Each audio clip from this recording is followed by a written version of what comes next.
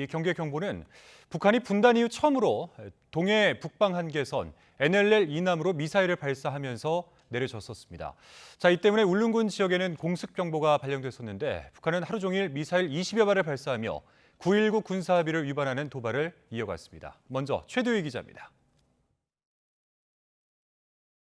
새벽 6시 51분쯤 북한은 먼저 서해상으로 미사일을 쏘아 올렸습니다. 평안북도 정주시와 피현군 일대에서 서해상으로 단거리 탄도미사일 4발을 발사한 겁니다. 이어 오전 8시 51분쯤엔 강원도 원산 일대에서 동해상으로 단거리 탄도미사일 3발을 발사했습니다. 이 가운데 한 발이 동해 북방 한계선 NLL 이남 공해상에 떨어졌는데 탄착 지점은 NLL 이남 26km, 속초 동쪽 57km, 울릉도 서북쪽 167km로 파악됐습니다. 분단 이후 북한의 탄도미사일이 NLL을 넘은 건 이번이 처음인데 북한의 미사일이 울릉도 방면으로 날아가면서 울릉군에는 한때 공습 경보가 발령됐습니다. 이번 북한 미사일 발사는 분단 이후 처음으로 NLL 이남 우리 영해 근접에 떨어진 것으로 매우 이례적이고 결코 용납할 수 없음. 우리 군은 이에 대해 단호히 대응할 것을 천명함. 이어 오전 9시 12분부터는 함경남도 낙원 등에서 동해상으로 또 평안남도 온천 등에선 서해상으로 단거리 탄도미사일을 포함해 10여 발을 추가로 발사했습니다. 또 오후 1시 27분쯤부터는 강원도 고성군 일대에서 동해상 NLL 완충구역 내로 100여 발의 포사격까지 감행한 뒤 오후 4시 30분부터는 지대공 미사일 등 6발을 추가로 쏘는 등 하루에만 탄도미사일 등 20여 발을 섞어 쏜 것도 이번이 처음입니다. YTN 최도희입니다. 네, 북한이 발사한 미사일이 속초 앞바다에 떨어지면서 당시 조업 중인 어선들이 급히 철수했습니다. 특히 미사일이 떨어진 바다는 평소 홍게잡이가 많이 이루어지는 어장이어서 자칫 우리 어선 피해가 발생할 가능성이 컸던 상황이었습니다. 송세혁 기자가 취재했습니다. 강원도 고성 아야진항, 도루묵과 문어 등을 한창 잡을 때지만 어선 100여 척이 항구에 발이 묶여 있습니다. 오전 8시 50분쯤 북한이 쏜 미사일이 북방한계선 NLL을 넘어 속초 동쪽 57km 공해상에 떨어지면서 해경이 긴급 철수 지시를 내렸기 때문입니다. 특히 미사일이 떨어진 바다는 평소 우리 홍게잡이 통발 어선들이 많이 모이는 어장. 다행히 어선 피해는 없는 거로 확인됐지만 하마터면 큰 피해가 발생할 뻔한 상황이었습니다. 일찍 들어왔으면 망정이지 그게 어장 자체가 홍게 통발 핵심 중의 어장이기 때문에 그 장소에 조금 늦게 들어왔으면 큰 사고로 이어질 뻔했습니다. 해경은 만일에 대비해 양양 기사문항 이북 해상에 대한 조업을 통제했습니다. 남북 간 군사적 긴장이 높아지면서 조업 통제가 길어지지는 않을까 어민들은 걱정이 이만저만이 아닙니다. 자망이 많이 망가지고요. 그다음에 사는 게 많이 곤란해지는 거죠. 생존권에 위험을 많이 받죠. 북한의 미사일 발사 소식에 민통선 지역도 출입이 통제됐고 통일전망대 등 강원 지역 안보 관광지 운영도 중단됐습니다. 북한의 추가 도발이 우려되는 가운데 접경 지역 어민과 주민들은 사태 추이에 촉각을 곤두세우고 있습니다. YTN 송세혁입니다. 네, 북한이 어제 쏜 미사일만 25발, 1,000억 원 정도 된다고 합니다. 오늘은 대륙간 탄도미사일 ICBM을 쐈을 가능성도 제기되고 있습니다. 네, 북한의 노림수와 추가 도발에 대한 전망 해보겠습니다. 통일외교안보부의 신준명 기자 그리고 김열소 한국군사문제연구원 안보전략실장 두 분 나오셨습니다. 어서 오십시오. 안녕하십니까? 안녕하세요. 네, 오늘 아침에 북한이 쏜 미사일 아직 이제 재원이라든가 사거리 분석하고 있는데 지금까지 알려진 상황부터 다시 한번 좀 정리를 해주시죠. 네, 우선 합참이 지금까지 발표한 내용을 좀 설명드리겠습니다. 일단 오늘 오전 7시 40분쯤입니다. 평양 순안 일대에서 동해상으로 장거리 탄도미사일로 추정되는 한 발을 발사했다고 이제 군 당국이 밝혔고요. 네네. 또 1시간 뒤인 8시 39분쯤부터는 평안남도 개천 일대에서 동해상으로 단거리 탄도미사일 2발을 포착했다고 밝혔습니다. 지금 이런 미사일들이 발사가 계속되고 있다 보니까 합동참모본부도 지금 계속 2급 경계태세를 유지하면서 지금 계속 한미 간의 공조를 강화하고 있다고 밝혔습니다. 네. 지금 이 순안하고 개천은 다 이제 이쪽이지 않습니까? 그 서해 쪽에 가까운 쪽인데 거기서 쏜 것은 어떤 특별한 의미가 있는 건가요? 그런 의미보다는 자신감이 있다는 거죠. 자신감이 있다는 거고 이게 이제 장거리 미사일이냐 단거리 미사일이냐 하는 것은 금방 레이더를 통해서 확인을 할 수 있습니다. 왜 그러냐면 이게 올라가는 고도가 다르거든요. 그래서 단거리 탄도미사일 같은 경우는 우리가 잘 아시다시피 뭐 그는 그 고도가 아주 낮게 내려갈 때는 40km, 50km 그 정도밖에 안 간단 말이죠. 단거리 탄도미사일은. 특히 이제 북한 같은 경우에는 해피 기동을 하기 위해서 30km까지도 이제 조정할 때도 있고요. 그런데 장거리 미사일은 굉장히 고도가 높아요. 그렇기 때문에 레이더상에 바로 나타납니다. 그래서 지금 우리 기자님께서 말씀하신 것처럼 단거리 2발은 맞는 것 같고요. 장거리도 쏘긴 했는데 이것이 이제 성공했는지 실패했는지는 조금 더 분석이 필요할 것 같은데 그럼에도 불구하고 중장거리 미사일은 발사한 건 맞는 것 같습니다. 이 고도로 통해 가지고 레이더상에 나타나기 때문에요. 예. 어제 북한이 NLL 이남 탄착 미사일에 이어서 오늘은 만약에 ICBM을 쏜 것으로 최종적으로 확인이 된다면 남측에 이어서 이번엔 미국을 겨냥했다 이렇게 볼 수 있을까요? 예, 이거는 이제 그 북한의 외무성 대변인이 엊그제 그 발표한 대변인 담화 속에 그 답이 들어 있다라고 보는데요. 이렇게 얘기를 했어요. 미국이 계속 엄중한 군사적 뭐 어떻게 할 경우에는 보다 강화된 다음 단계 조치들을 고려하게 될 것이다라고 얘기를 했잖아요. 그렇기 때문에 아마 이런 조치들이 이어지고 있는 거고요. 그러면 왜 여기에 이제 초점이 가실 텐데 저는 이런 생각을 합니다. 한미일 훈련 지금 한미 훈련 하고 있잖아요. 북한이 지금 초점을 맞추고 있는 것은 한미 훈련보다는 훨씬 더 중요하게 생각하는 게 있어요. 뭔가요? 그게 바로 미국에서 며칠 전에 발표한 NPR, 그러니까 핵 태세 검토 보고서입니다. 그 핵 태세 검토 보고서에 어떤 내용이 들어있냐면 만일에 북한이 미국을 향하거나 동맹국을 향하거나 또는 우방국을 향해서 핵미사일을 쏠 경우에 북한 정권은 생존하지 못할 것이다 라고 하는 것을 문서에다가 명기를 했거든요. 북한이 받아들이는 것은 한미연합훈련보다는 자기네들이 말하는 최고 존엄의 이 생존 문제를 언급했기 때문에 이 부분에 대해서 굉장히 민감하게 지금 반응하고 있다라고 저는 보고요. 그렇기 때문에 한국 내에서 무슨 지금 뭐 애도 기간이니 지금 여기 계신 분들 다 이제 검은 옷 입고 뭐 이렇게 저도 이제 좀 애도를 하기 위해서 이런 복장을 하고 나왔습니다. 이거 전혀 관계 없는 거죠. 자신들의 최고 존엄을 건드렸다라고 하기 때문에 여기에 대한 보다 더 강화된 다음 단계 조치들을 해나갈 것이라고 얘기했고요. 박정천 죄송합니다. 박정천 그 북한의 노동당 중앙군사위원회 부주석 이 사람이 한 얘기도요. 뒷부분은 뭐 굉장히 참담한 결과를 초래할 거라고 얘기했지만 그 앞부분에도 바로 이 부분을 얘기를 했어요. 그 북한이 미국이 얘기한 NPR에 대해서 여기에 대해서는 우리가 참을 수 없다라고 하는 표현을 했거든요. 그런 차원에서 보면은 한국에 대한 단거리 미사일, 포병 사격 여기에 이어서 또 지난번에는 일본 열도를 넘어가는 중거리 미사일 발사했지 않습니까? 화성 12형 개량형.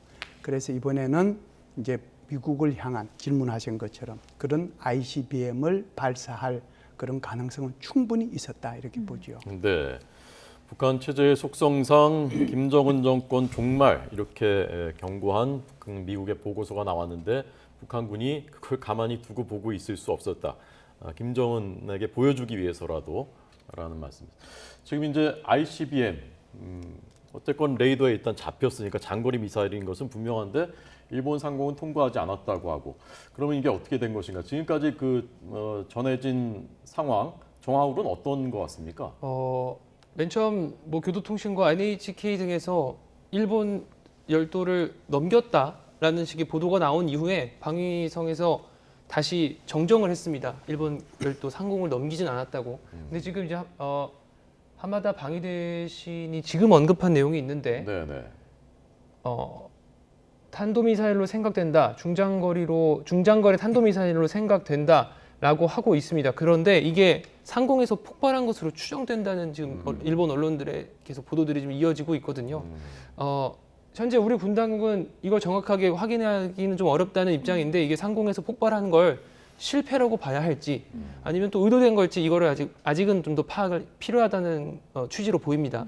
그래서 아직 가능성은 좀 더 열어놔야겠습니다만 어쨌든 북한이 쏜 게 중장거리 미사일이라는 것까지는 확인이 됐고 그러면 이번 도발에서 이렇게 중장거리 미사일을 쏜 건 지금까지 단거리 탄도미사일을 쐈던 것보다는 더 높은 수준의 도발이라고는 충분히 볼 수 있을 것 같습니다. 특히 이 장거리 탄도미사일이 사거리가 5,500km 이상이다 보니까 북한도 우리 측을 위협한다기보다는 전략적으로 미국의 본토를 직접 타격할 수 있다는 의미로 사용하고 있기 때문에 아까 교수님께서 실장님께서 말씀하신 것처럼 아주 미국을 향해서 직접적인 메시지를 전달하는 것으로 보이고요. 네. 공중에서 폭발했다면은 그게 이제 실패일 가능성 말고 또 다른 어떤 가능성도 있습니까? 이제 폭발 여부보다는 저는 이제 어떤 생각을 하냐면은 이게 얼마까지 날아갔을까? 그게 저는 이제 생각이 있어요. 왜 그러냐면 이게 이제 장거리 미사일 같은 경우는 일단 대기권 벗어나잖아요. 네, 대기권 벗어나서 다시 대기권으로 들어오게 되거든요. 가장 실패의 확률이 많은 것이 올라갈 때 상승 단계, 그다음에 비행 단계, 그다음에 대기권 재진입 단계, 마지막 종말 단계 이런 식으로 이제 나눌 수가 있는데요. 실패에 가장 많은 것이 처음 출발할 때 그리고 대기권 통과할 때입니다. 그래서 이게 지금 몇 킬로 비행을 해서 이게 실패했는지 거기에 대한 분석이 먼저 이루어져야 된다라고 보고요. 두 번째는 이제 우리 기자님께서 말씀하신 것처럼 이것이 의도된 거냐 그렇지 않으면 실패냐 이것은 이제 분석이 더 이루어져야 되지 제가 지금 여기서 말할 수 있는 단계는 아닌 것 같습니다. 그러니까 의도된 것이라는 게 중간에 일부러 그 정도까지만 날아가게 했을 뭐 그런 가능성도 있다는 왜 그러냐면 그렇죠. 왜 그러냐면 이것이 ICBM이라고 하는 것은 올라가는 것을 보면 포물선을 그려서 날아가거든요. 그러면 이게 몇 킬로미터의 사거리를 갈 수 있는 것인지 레이더를 통해서 금방 확인이 돼요. 그 확인이 되면 이제 만일에 북한이 거기까지 생각을 의도적으로 했다라고 하면 이거는 장거리 미사일로 쐈다. 그런데 우리가 중간에 일부러 의도적으로 폭파시켰다. 이렇게 얘기할 수는 있죠. 그렇군요. 네.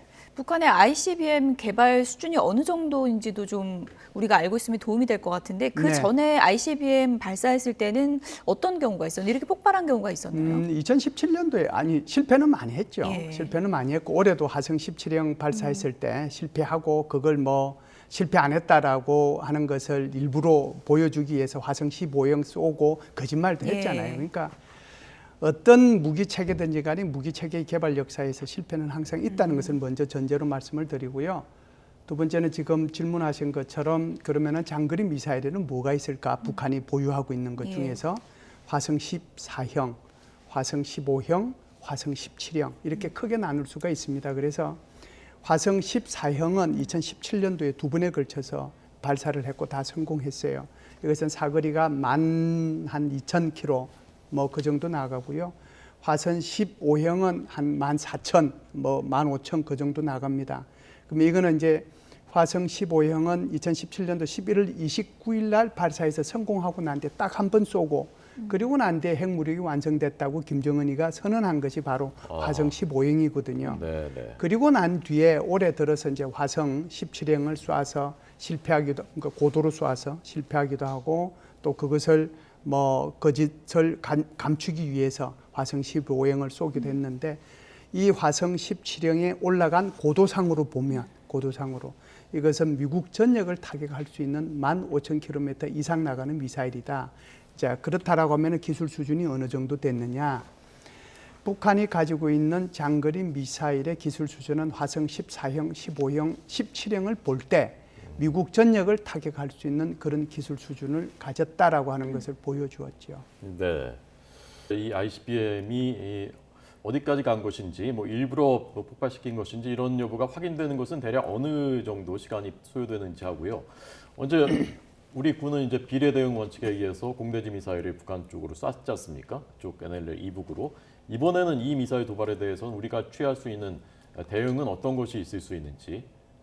네, 우선 지금 현재 합동참모본부가 2보 정도 상태로 발표를 했습니다. 아직은 정확한 고도와 또 사거리, 또 비행 속도, 비행 시간까지는 아직은 공지되지 않았는데 이게 북한이 발사한 이후로 2-3시간 내에는 공지가 되는 경향이 있으니까 그렇군요. 조금만 더 기다려보면 저희가 이 미사일이 어떤 미사일을 지금 북한이 또 쐈는지를 좀 더 명확하게 파악해 볼 수 있을 것 같습니다.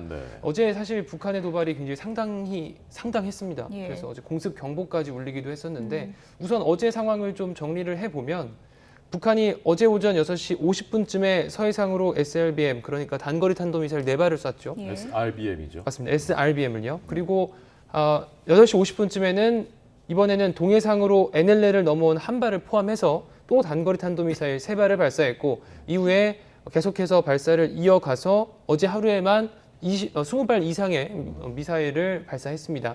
근데 NLL 이남으로 한 발이 미사일이 내려온 건 분단 이후에 처음이라고 합니다. 연평도 포격 도발 당시는 해안포 사격이다 보니까 탄도미사일은 아니었거든요. 그래서 어제 울릉도에서는 실제로 공습 경보까지 발령이 됐고 이런 긴급 상황에 우리 군도 직접적으로 대응을 했습니다. 그래서 NLL 이북으로 넘어가는 공대지 미사일 3발을 발사했는데 이 3발이라는 거에도 좀 주목해 볼 수 있을 것 같습니다. 우리 군은 북한의 직접적인 도발에 대해서는 3배 이상 대응 원칙을 세우고 실시하고 있거든요. 그래서 오늘도 아직은 우리 군이 어떤 방식의 대응을 할지 아직은 공지된 게 없습니다. 하지만 지금 현재 강대강 이 상황을 본다면 우리 군도 이에 상응하는 대응을 하지 않을까 추정은 됩니다만 다만 또 조금 신중하게 생각해 봐야 할 게 북한이 계속해서 우리 군에게 한반도 긴장 조성의 책임을 전가하고 있는 만큼 우리 군이 또 어떤 판단을 내릴지 좀 더 세심하게 살펴봐야 될 것 같습니다. 네. 최근에 상황을 소나기 미사일 도발 이렇게도 이제 얘기할 수 있을 것 같은데 과거 도발의 형식이 거의 무너졌다 이런 얘기들이 많고 그리고 한미 연합훈련에 반발해서 도발을 해도 연합훈련 기간을 좀 지나서 도발을 했었는데 최근엔 또 연합훈련 기간 중에 이런 도발을 하다 보니까 이제는 좀 예측 불가의 상황으로 간다는 우려가 좀 많은 것 같습니다. 예, 죄송합니다. 떼발사했다라고 봐야죠. 떼발사했다라고 보는데 이 떼발사가 그전에도 있긴 있었습니다. 예. 그럼에도 불구하고 그 떼발사가 한미연합훈련 기간 중에 있거나 또는 우리 NLL 이남을 향해서 미사일을 도발하거나 그런 경우는 없었죠. 모두가 이제 처음 있는 거라고 볼 수가 있는데 그렇다라고 하면은 왜 이러느냐 하는 거죠. 왜 이러느냐. 한번 보시죠. 우리가 10월 16일부터 23일까지 예를 들어서 이제 중국 공산당 당대회 20차 대회를 할 동안에는 뭘 했어요? 포병 사격만 했거든요. 예. 그러니까 이거 미사일 도발은 안 했단 말이죠. 중국을 이제 다분히 의식한 거죠. 그러면서 이렇게 뭘 보여줬느냐 하면 9.19 군사 합의를 완전히 깡그리 무시하고 지금 도발을 그때 당시에 한 거란 말이에요. 그러면은 그 다음은 뭘까? 그 다음은 9.19 군사 합의에 NLL 북쪽 지역에서 도발을 했는데 이번에는 NLL 남쪽 지역에 대한 도발이거든요. 그것을 울릉도로 향하게 하면서 중간에 떨어지게 만드는데 그것이 바로 이제 NLL 남쪽에 그리고 우리 영해 바로 옆에 그러면서도 우리의 배타적 경제 수역 안에 떨어지게 만들었단 말이죠. 북한이 다음 단계는 뭘까요? 한국에 경고하는 거예요. 자, 우리는 포사격을 통해서 9.19 군사합의 위반을 다 했고 그래서 우리 보여줄 것 보여줬다. 그 다음에 NLL 이남에 우리가 정확하게 미사일을 떨어뜨렸다. 그러면 내가 마음을 먹는다라고 한다면 그것이 울릉도든 그렇지 않으면 한국 내에 어떤 지역이든지 간에 그것을 때릴 수 있다. 그러면 왜 북한이 이런 것까지 보여주면서 이런 도발을 자행하는가? 네. 그게 무엇 때문에 그런 거냐? 북한의 자신감이에요. 무슨 자신감일까요? 나 핵무기 가졌어. 너희들 절대로 나 건들지 못해. 그리고 너희들이 한미연합훈련 맨날 해봤자 훈련만 하는 거지. 너희들이 한 번이라도 북한 넘어와서 뭘 때려본 적 없지 않느냐. 훈련하는 거 그냥 보여주는 거지. 너희들 실제로 우리한테 응징한 것도 없고 때린 것도 없고. 그러니까 나 핵무기 있어. 너희들은 한국, 미국, 이제 특히 한국 같은 경우에는 한국은 너희들은 우리 핵 그림자 안에 있어. 내가 필요하면 언제든지 너희들 도발할 수 있어. 내가 이번에 보여줬어. 훈련보다도 두렵지 않다 이런 의미인가요? 그래서 예. 지금 말씀하신 것처럼 그전에는 한미연합훈련을 하면 한미연합훈련 하기 직전에 예. 한미연합훈련 하고 난 뒤에 그때 당시에 이렇게 도발을 한 번씩 했었어요. 예. 한미연합을 할 동안에는 전부 다 지하로 다 들어가서 빵가 속에서 생활을 한다고 해도 과언이 아닐 정도였거든요. 근데 이제는 두렵지 않다라고 생각하는 거죠. 좋아, 미국이 전략자산 전개해봐. 나 하나도 두렵지 않아. 나 핵무기 가지고 있어. 그러니까 여기에 대해서 우리도 근본적인 북한에 대한 전략을 수정할 때는 이제 왔다라고 저는 봐요. 네. 그런 면에서 이제 어제 우리 군이 비례 대응한 저쪽이 한 발하면 우리 세 발한다 그래서 공대지 미사일 슬램 ER이라는 이 미사일이 속초 상공에서 쏴도 평양의 지휘부를 정밀 타격할 수 있는 그 미사일이라고 하는데 실제로 이런 대응이 어제 그 북한의 지도부한테 경고 또 위협 그리고 억제할 수 있는 그런 효과가 어느 정도 있었다고 볼 수 있습니까? 사실 일부 전문가들은 이번에 지난 월요일부터 진행되고 있는 이 한미 연합 대규모 공군 훈련이 이제 비질런트 스톰이라고 지금 명명이 돼 있는데요. 이 훈련 기간에는 북한이 다소 도발을 멈추지 않을까라는 추정을 했습니다. 왜냐하면 우리 공군력이 북한에게는 아주 위협적이거든요. 북한이 대공망을 잘 갖춰놨다고는 해도 지금 우리 공군이 가지고 있는 F-35A라든지 이런 스텔스 전투기를 탐지하기 굉장히 어렵고 또 우리가 방금 이번에 대응 사격을 했던 이 슬램 ER이라는 미사일도 서울에서 쏘면 평양까지도 충분히 닿을 수 있는 사거리를 자랑합니다. 네. 또 이런 것들 때문에 북한이 직접적인 위협으로 느끼고 다소 도발을 멈추지 않을까 했었는데 북한이 결국 최고 수준의 도발을 지금 진행하고 있지 않습니까? 이제 사실 아까 교수님께서 말씀하신 것처럼 북한에 대해서 우리가 실행하고 있는 이런 억지력이라고 하는 게 실효성이 있는지는 다시 한번 좀 점검이 좀 필요해 보이고요. 다만 오늘의 대응도 한번 좀 지켜봐야 될 것 같습니다. 또 지금 또 한미 공군이 할 수 있는 대응과 또 육군이 할 수 있는 또 대응이 또 다르기 때문에 한번 좀 지켜보면서 이 갈등 상황을 좀 어떻게 해결할 수 있을지를 좀 주목해 봐야겠습니다. 예. 북한이 가지고 있는 미사일은 이제 주로 우리 도발하고 하는 것이 단거리 미사일이든 뭐 중장거리 미사일이든 전부 다 그 지대지잖아요. 땅에서 땅으로 쏘는 거. 한국이 가지고 있는 미사일은 북한이 아마 알면은 상상을 초월할 정도의 우리가 위력을 가지고 있거든요. 뭐 지난번에 이제 해무 미사일 쏴서 좀 불미스러운 일이 있기는 있습니다만은 해무 미사일이라고 하는 거 그거는 이제 지대지 미사일이지만 공대지 미사일도 있고 하늘에서 지금 슬램 ER 우리 기자님 말씀하신 것처럼 하늘에서 땅으로 쏘는 것도 있고 그다음에 함정에서 땅으로 쏘는 것도 있고 심지어 잠수함에서 땅으로 쏘는 것도 있어요. 그래서 우리 잠수함에서 땅으로 쏘는 SRBM 우리 개발해서 그거 지금 가지고 있어요. 한국이 가지고 있는 미사일은 상상을 초월할 정도로 많이 가지고 있다는 것을 우선 말씀을 드리고요. 두 번째는 정확도는요.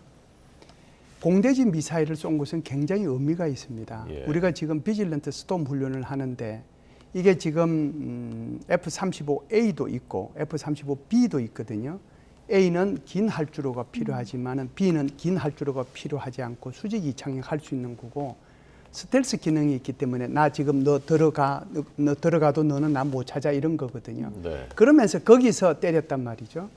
슬램 ER은 280km를 가는 거지만 우리 공군이 가지고 있는 타우루스라는 미사일도 있어요. 이것은 사거리가 1,500km입니다. 이것은 죄송합니다. 이게 500km인지 1,500km인지 잠시 좀 헷갈리는데 요 부분은 한번 파악을 해볼 필요가 있거든요. 그래서 이거는 뭐 우리 대전 훨씬 이남에서 쏴도 어느 정도의 정확도를 가지느냐 하면 주석궁 몇 번 창 왼쪽 창문 중에서 왼쪽 창 그것까지 정확하게 때릴 수 있는 거예요. 그거는 이제 순항 미사일이죠. 그 정도의 능력을 우리도 가지고 있다라고 하는 거를 좀 말씀드리고 싶어서 제가 말씀드렸습니다. 그런 상황에서도 북한은 일단 핵을 보유했다는 자신감, 그 자신감으로부터 지금 계속 도발을 하고 있다 이렇게 분석을 해주셨는데 지금 김정은 위원장이 계속 만지작거리고 있는 카드가 7차 핵실험이잖아요. 미국 중간 선거가 당장 다음 주인데 언제쯤 할 거라고 보십니까? 지금 뭐 우리 국가정보원에서도 이제 일단 뭐 얘기를 다 했고 그래서 날짜는 뭐 다 나왔던 것 같습니다. 그래서 제20차 당대회가 끝나고 난 뒤에 미국의 중간선거가 있기 전 그러면은 이제 날짜가 뭐 오늘이 벌써 3일이지 않습니까? 이제는 뭐 남은 날짜가 이제 3, 4일밖에 안 남았는데 그 가능성이 있죠. 그래서 북한 외무성 대변인 담화를 봐도 강도를 점점 더 올려올 것이다라고 하는 그 차원에서 보면 포병사격에서 단거리 그러니까 SRBM에서 오늘 쏜 것이 이제 실패로 끝날지 어떨지는 모르지만 ICBM까지 쐈으니까 이제 남은 것은 핵실험이죠. 그래서 핵실험의 가능성은 7일까지 아마 가능하지 않겠는가 이런 생각은 듭니다. 네, 근본적인 그 의문 한 가지 여쭤보겠습니다. 네. 미국의 중간 선거 있기 전에 이제 핵실험할 것이라고 계속 우리가 예측하고 있는데 네. 중간 선거 전에 하면 그게 미국의 바이든 행정부의 대북 대화라든가 대북 그 태세, 뭐 태도에 그게 영향을 실제로 미칠 수 있습니까? 네, 제가 볼 때는 이제 그런 영향을 미칠 수 있다라고 생각하고 김정은이가 핵카드를 지금 만지작거린다라고 봐요. 기본적으로 지금 지난번 트럼프 대통령하고는 어찌됐든 회담도 하고 또 트럼프 대통령이 할 말 아니지만 어찌됐든 주한미군 문제도 건드리고 연합훈련 하지 말라고 그러고 그랬단 말이죠. 예. 그런 데 대한 향수가 지금 남아있을 거예요. 게다가 이제 바이든 행정부가 들어서긴 했는데 바이든 행정부가 계속해서 대화는 문이 열려있다, 대화하자, 조건도 없다. 그런데 지금 북한이 안 나서고 있잖아요. 북한이 지금 미국한테 요구하고 있는 조건이 있어요. 오히려 지금 옛날에는 미국이 북한한테 대화하려면 조건을 내세웠는데 이제는 거꾸로 예. 북한이 미국한테 조건을 내세우고 있거든요. 그 조건이 뭐겠어요? 나 핵무기 보유국으로 파키스탄이나 인도처럼 나 이제는 대우해 주라. 그리고 한미 연합훈련 하지 마라. 더 이제 결정적으로 나가면 주한미군도 철수해라. 그런 것들 중에서 어느 하나를 너가 받아들이면 제재도 해제해라.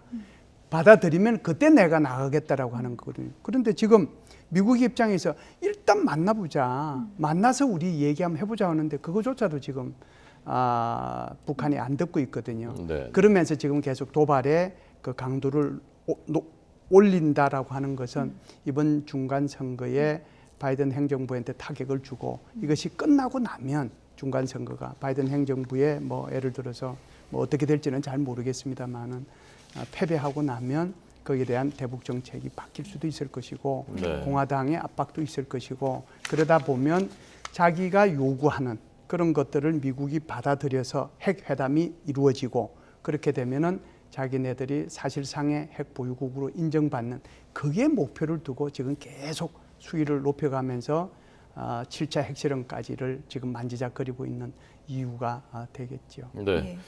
자, 지금 이제 우선적으로 확인돼야 될 것은 그 장거리 미사일이 중간에 이제 폭발했느냐, 네. 그리고 그것이 의도적인 것이냐, 그 이제 신 기자 계속 잘 취재해 주시고요. 아까 말씀하신 타우러스 미사일의 사거리는 500km거든요. 네, 네. 어쨌건 북한 지도부에 큰 위협이 되는 것은 네. 분명한 사실입니다. 네.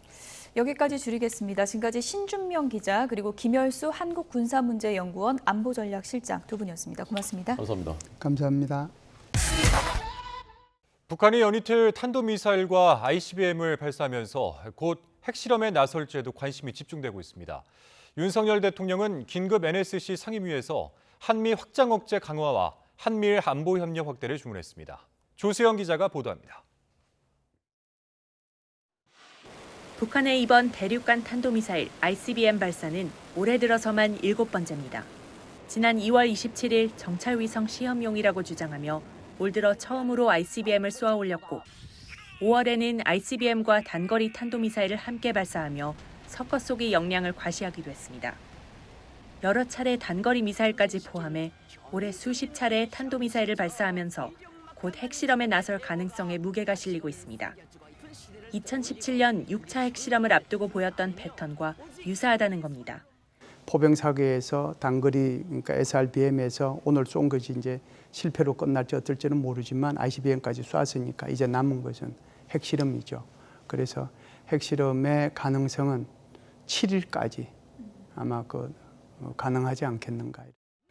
그러나 이번에 발사한 화성 17형이 실패로 드러날 경우 핵실험 시기가 늦춰질 수도 있다는 관측입니다.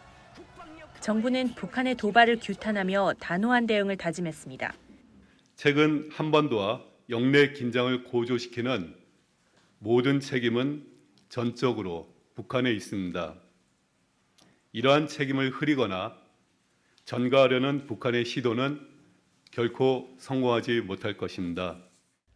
윤석열 대통령은 긴급 NSC 상임위에서 한미 확장 억제 강화와 한미일 안보 협력 확대를 주문한 뒤 우리 국민의 생명과 안전을 지키는데 빈틈이 없도록 하라고 지시했습니다. 정부는 추가 독자 제재를 검토하면서 미국, 일본 등과 독자 제재의 효과성을 높일 수 있는 방안도 긴밀히 협의하고 있습니다. YTN 조수연입니다. 여야는 이태원 참사 국가애도 기간에 계속되고 있는 북한의 미사일 도발을 반인륜적 행위라며 한 목소리로 규탄했습니다. 하지만 정부의 대응 방식을 놓고는 온도차가 확연했습니다. 조성호 기자의 보도입니다. 북한의 미사일 추가 발사에 국민의힘은 앞선 도발과 관련해 준비했던 긴급 당정협의회를 취소했습니다. 연이은 도발은 7차 핵실험을 앞두고 명분을 쌓으려는 시도라며 강하게 비판했습니다. 특히 국가 애도 기간에도 멈출 줄 모르는 반인륜적 행위로 규정하고 강경 대응을 시사했습니다. 우리의 영토나 다름없는 곳에 도발이 이어지는 것을 그대로 묵과할 수는 없다. 우리 군은 단호한 결연한 태도로 응징해야 된다라고 저는 생각을 합니다. 민주당도 무모하고 반인륜적인 도발이라고 맹비난했습니다. 벼랑 끝 전술을 펼치다 국제적 고립이라는 벼랑으로 떨어질 거라며 한반도를 긴장 상태로 몰아넣는 도발을 당장 멈추라고 촉구했습니다. 동족인 남한에서 대형 참사로 온 국민이 고통을 겪고 있는 상황에서 저지른 무력 도발로 인류애와 민족애를 모두 저버린 폐륜적 행위입니다. 다만 울릉도 공습경보 당시 국민들이 대피할 곳을 몰라 혼비백산했다며 이태원 참사 때처럼 국가가 보이지 않았다고 정부 대응 체계까지 함께 질타했습니다. 정의당도 북한의 도발을 명백한 9.19 군사합의 위반으로 규정하고 한반도와 세계 평화를 깨트리는 도발을 분명하게 경고한다며 규탄 대열에 합류했습니다. YTN 조성호입니다. 북한이 탄도미사일을 발사한 뒤 일본 정부는 지난달에 이어 또다시 주민 대피 경보를 발령했습니다. 하지만 미사일은 일본 상공을 통과하지 않은 것으로 나타나 나중에 정부 발표를 정정하는 혼선이 빚어졌습니다. 도쿄에서 이경화 특파원입니다.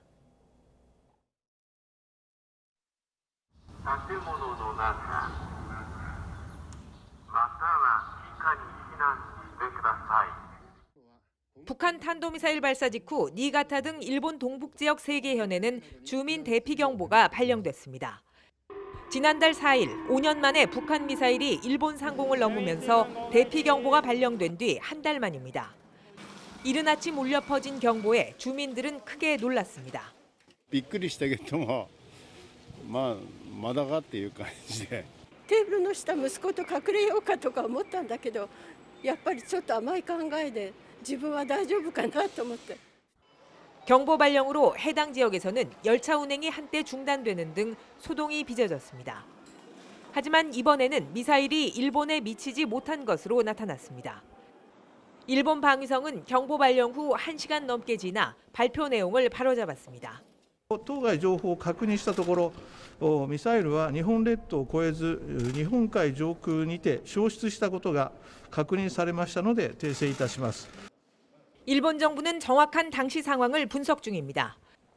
뒤늦게 정부가 입장을 바꾸자 잘못된 정보를 바탕으로 경보를 발령했다는 지적이 이어졌습니다. 일본 정부는 반론에 나섰습니다. ミサイルが発射されたその軌道上の計算においてですね、日本上空の通過の可能性があれば、その時点でJアラートは発令するものと。 기시다 일본 총리는 이번 일을 폭거이자 결코 용납할 수 없다며 강도 높게 비난했습니다. 이딴 탄도미사일 발사는 대규모 한미연합훈련에 대한 북한의 반발로 일본 측은 보고 있습니다. 이와 함께 앞으로 7차 핵실험을 포함해 북한의 추가 도발 가능성이 있다고 보고 경계와 감시를 강화하고 있습니다. 도쿄에서 YTN 이경아입니다. 네, 계속되는 북한의 미사일 도발, 접경 지역인 중국 단둥에서도 목격될 정도였습니다. 하루 만에 1년치 수입쌀 값과 맞먹는 비용을 날렸다는 분석도 나오고 있습니다. 베이징에서 강정규 특파원입니다. 새벽 동이틀 무렵 로켓구름이 하늘을 가로지릅니다. 북중 접경 지역인 단둥에서 촬영됐다는 사진인데 북한의 미사일 발사 장면으로 추정됩니다. 앞서 우리 군은 그제 하루 동안 북한이 동해와 서해에서 미사일 25발을 쏘았다고 밝혔습니다. 이 가운데 평안북도 피현군은 국경에서 불과 20km 떨어져 있습니다.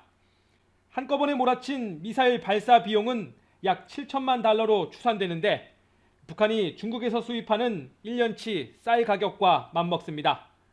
코앞에서 이루어진 무력 도발과 단둥 지역의 코로나19 봉쇄 조치에도 북중 화물 열차는 평소처럼 드나들고 있습니다. 이튿날 북한이 ICBM 추정 로켓을 추가로 쏘았지만 여전히 중국은 원론적인 입장만 되풀이했습니다. 我们希望有关各方正视半岛问题症结，相向而行，为重启有意义的对话创造条件。 이어 한반도 정세가 지금에 이른 맥락과 근원은 분명하다고 우회적으로 미국에 화살을 돌렸습니다. 관영 매체는 대북 군사 억제가 더 큰 반발을 불러올 뿐이라며 대놓고 북한을 거들었습니다. 중국 공산당 기관지 인민일보는 각국에서 보내온 시진핑 3년임 축전을 소개하면서 김정은의 메시지를 가장 먼저 실었습니다. 3년임 선배격인 응우엔 푸종 베트남 공산당 서기장이나 블라디미르 푸틴 러시아 대통령보다 더 중시한 겁니다.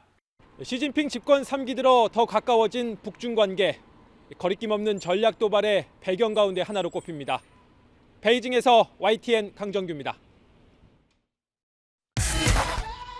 북한이 어젯밤 동해상으로 단거리 탄도미사일 3발을 발사한 데 이어 포 80여 발을 쏘는 등 야간 도발을 감행했습니다. 특히 NLL 북방 해상 완충구역에 포격이 이루어지며 북한은 또다시 9.19 합의를 위반했는데요. 한미 연합 공중훈련 비질런트 스톰이 연장된 것에 대한 반발로 보입니다. 권남기 기자입니다. 어제 오전 대륙간 탄도미사일 ICBM을 발사한 북한이 밤에도 각종 도발을 이어갔습니다. 먼저 어젯밤 9시 35분쯤부터 14분 정도에 걸쳐 황해북도 곡산 일대에서 동해상으로 단거리 탄도미사일 3발을 발사했습니다. 비행거리는 490km, 고도 130km, 속도는 마하 6 정도로 탐지됐습니다. 1시간 40분쯤 뒤엔 북한 강원도 금강군 일대에서 동해상으로 80여 발의 포병 사격이 이뤄졌습니다. 포탄은 9.19 군사합의에 따른 NLL 북방 해상 완충구역 안에 떨어졌습니다. 북한이 또다시 9.19 합의를 위반한 건데 군은 포격이 군사합의 위반임을 알리고 도발 중단을 촉구하는 경고통신을 즉각 시행했다고 밝혔습니다. 포격은 강원 고성 일대에서도 목격됐습니다. 여기가 체육단 지역이니까 이제 나가봤더니 빨간 불빛, 태풍지, 뭔지 그런 불빛이 2번씩 나가다가 또 쿵쿵 소리가 나고 이렇게 발사하고 있다가 쿵쿵 소리가. 군은 다만 우리 영토나 국민 피해는 없었다고 설명했습니다. 북한의 이 같은 야간 도발은 한미연합 공중훈련 기간이 늘어난 것에 대한 반발로 보입니다. 지난달 31일 시작된 훈련은 애초 오늘 끝날 예정이었지만 북한이 NLL을 넘겨 미사일을 쏘고 ICBM까지 발사하자 한미는 어제 오후 훈련 기간을 연장한다고 발표했습니다. 이후 북한은 박정천 노동당 중앙군사위원회 부위원장 담화를 통해 훈련 연장은 엄청난 실수를 저지른 거라며 현 상황을 통제불능의 국면으로 떠밀고 있다고 위협했습니다. 이런 위협을 곧바로 단거리 탄도미사일 발사와 포병 사격이라는 행동으로 옮긴 겁니다. 북한은 앞서 한미연합 공중훈련이 시작되기 이틀 전인 지난달 28일부터 30발 넘는 미사일을 발사하며 격렬한 반응을 이어가고 있습니다. YTN 권남기입니다.